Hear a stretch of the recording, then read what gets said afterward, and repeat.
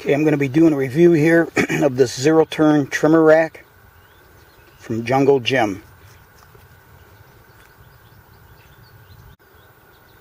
So the bar that came with it, that everything bolts to, had a really deep scratch that you can see there in the paint and into the metal. So I called the company and they sent out a new one. This is the original. Okay, these were the instructions that came with it, and they were all mangled up inside. I don't know, I was a little surprised, but actually has a hole in it here. So it was just kind of in the box and wasn't in anything that folded up or nothing, just came like this.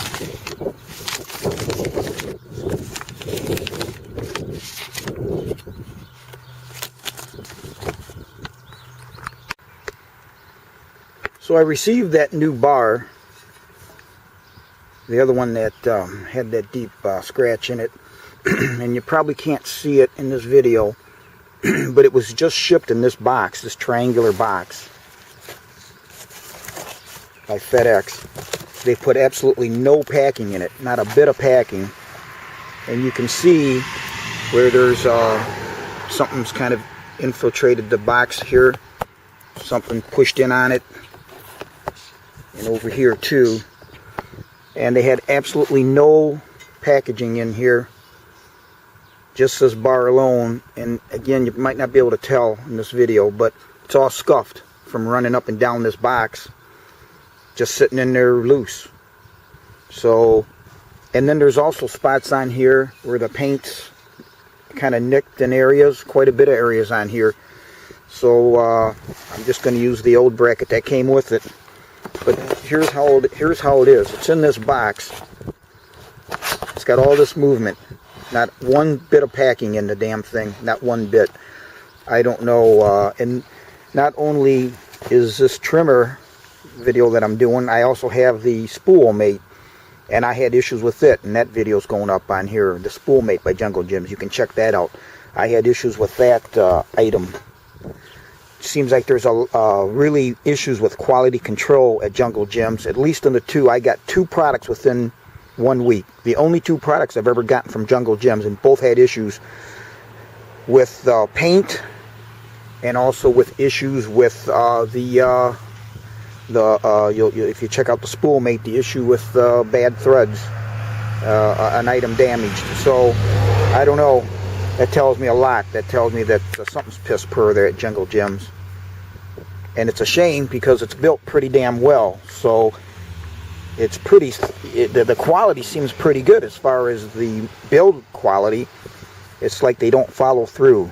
And to me, you know, if you can't follow through from beginning to end, you know, you have issues. That's just my opinion. And when you ship something like this, I mean, what is that? Not even paper, nothing. Not any of that little styrofoam that you could have wrapped around it and taped on it. I don't know. I just think that's foolish. So these are the items that you'll get. Includes all the hardware.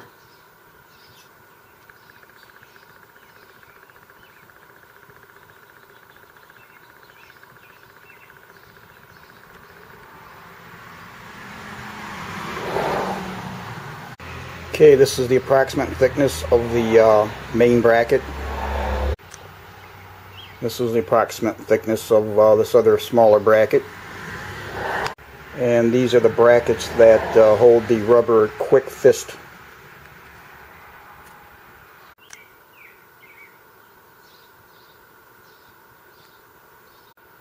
And this is the main arm.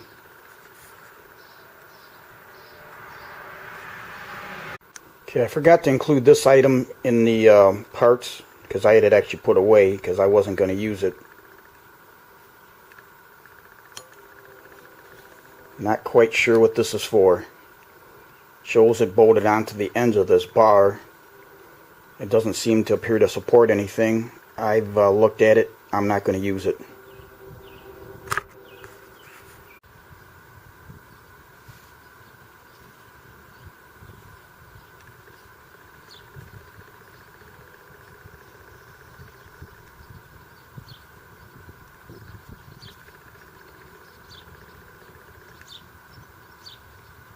Okay, and it says QuickFist on there. QUICK and then FIST.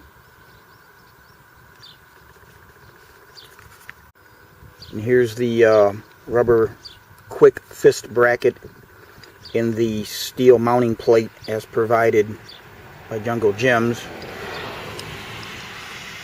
These are 3/8 inch bolts, 3/8 16.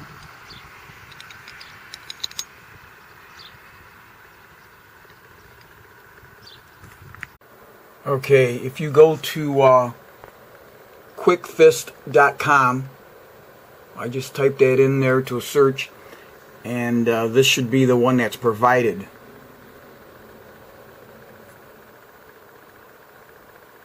It's their item number 10010.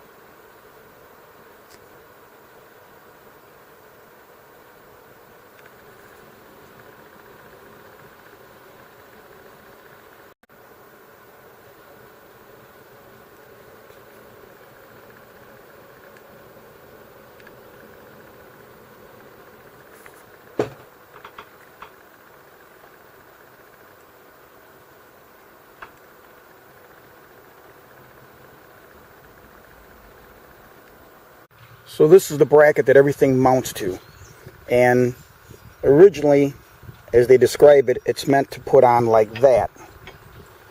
And the U-bolts they give you are not going to be, they're for 2-inch, this is a 3-inch. So I could get a 3-inch U-bolt, which I didn't really like mounting it that way, or I could turn it this way. I noticed something, that these two holes would line up exactly. So I could mount it like this, offset it. There wouldn't be anything wrong with it. I wouldn't have to drill holes. But after studying this out, waiting for the new part to come, I elected to drill 2 holes. And I'm going to drill 2 holes in this bracket. And I'm going to anchor it like this.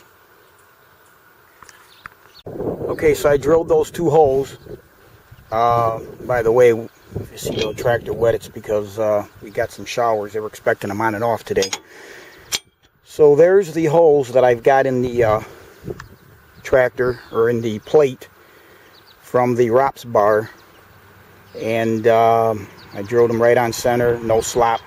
The slop that you see is in the roll bar because it's a little bigger than 3/8. These holes were drilled 3/8.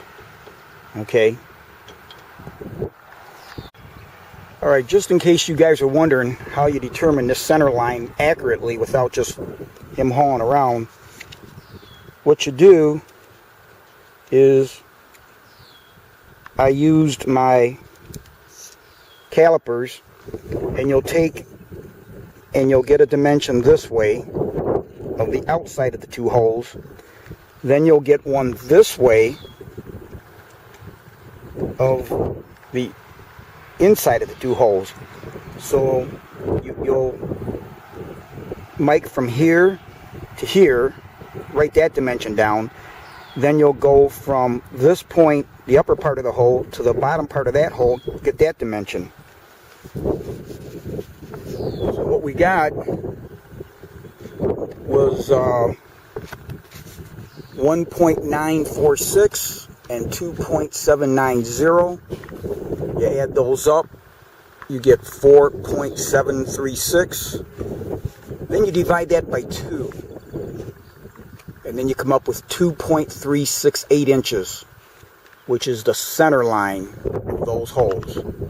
So then you drill it, the center line, these 2 holes, is 2.368. So when I laid this thing out, what I did is I used the witness marks when this thing was stamped out. I checked it, and it was the same distance.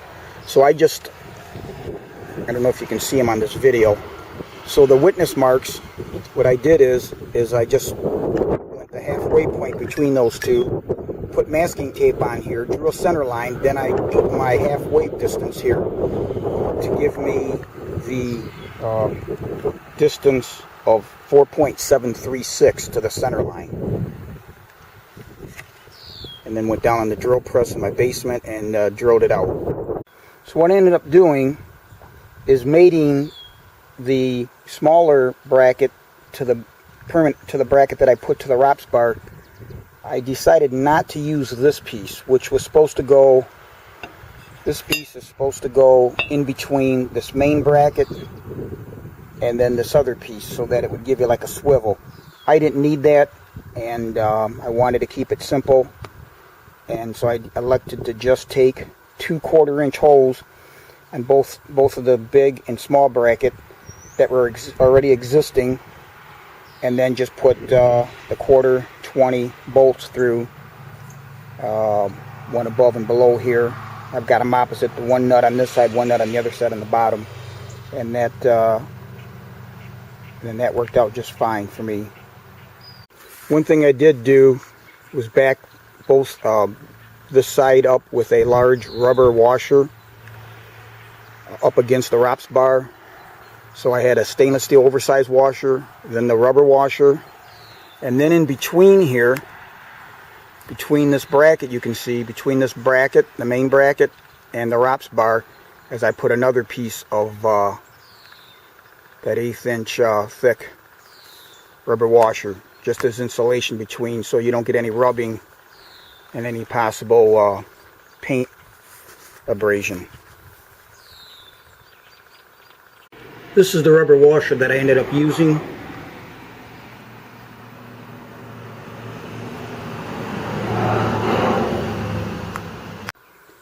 So here we are assembled, get everything on.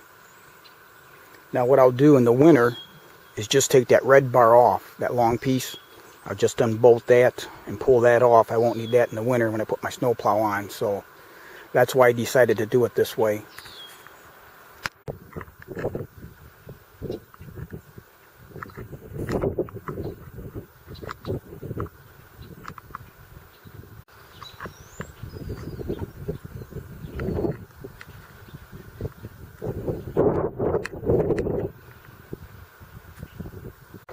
Okay, I'm going to go ahead and mount my weed eater, but I thought I'd show you the condition this is.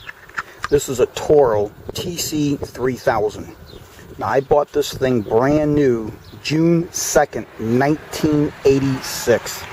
Today's date, now that was a Monday. Today's date is June the 23rd, 2018, a Saturday, the date of this video. That's 11,710 days, or 32 years and 22 days old. And I want to show you the condition of this. This is how picky I am. When I'm done, every time I clean it off. And this thing's had use. This is not, this hasn't sat around.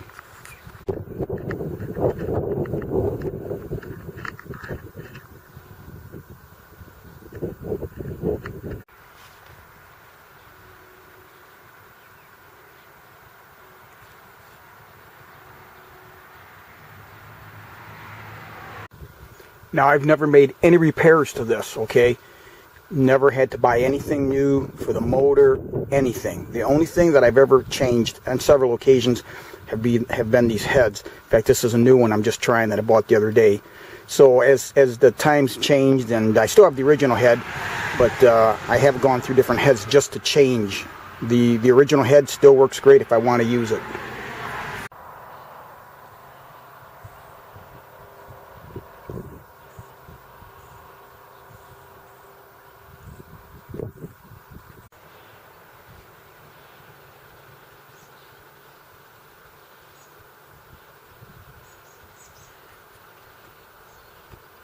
Okay, so it's a nice bracket. It's made heavy. I just think that Jungle Gyms, I don't know, like I said, haven't gotten 2 products in 1 week with paint issues and a damaged product on the spool mate, another product that I'll be reviewing. Other than that, I think they're built heavy. I'm real happy with it.